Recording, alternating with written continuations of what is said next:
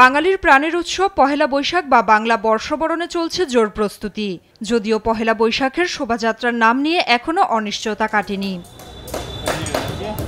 এমন প্রেক্ষাপটে সচিবালয়ে বসে পহেলা বৈশাখের নিরাপত্তা সংক্রান্ত বৈঠক। স্বরাষ্ট্র উপদেষ্টা জাহাঙ্গীর আলম চৌধুরীর সভাপতিত্বে এতে অংশ নেন সংস্কৃতি উপদেষ্টা মোস্তফা সরোয়ার ফারুকী সহ সংশ্লিষ্টরা। সভা শেষে সংস্কৃতি উপদেষ্টা জানান, এবারের শোভাযাত্রায় বাঙালি সহ ২৬টি জাতিগোষ্ঠী অংশ নেবে। নববর্ষ শোভাযাত্রার নাম পরিবর্তন হবে কিনা সে বিষয়ে ১০ এপ্রিল সিদ্ধান্ত হবে।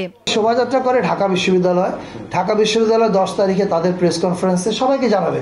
নাম পরিবর্তন যদি করে সেটাও জানাবে, নাম যদি পরিবর্তন না করে সেটাও জানাবে।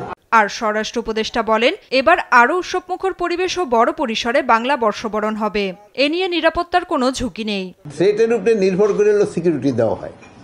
এখন যদি আগের থেকে তা আমি বলবো যে এখানে সিকিউরিটি থ্রেট অনেক কম, এই জন্য নিরাপত্তা হয়তো আমরা ওই ক্ষেত্রে হয়তো একটু লিবারেলও করতে হইতে পারে। আবার যদি মনে করি যে সিকিউরিটি থ্রেট আরও বেশি, তা আমরা আবার বাড়াইতে হইতে পারে।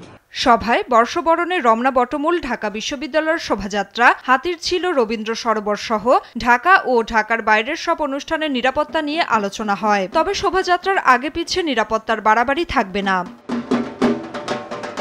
নাফিয়া ফারজানা, দেশ টিভি, ঢাকা।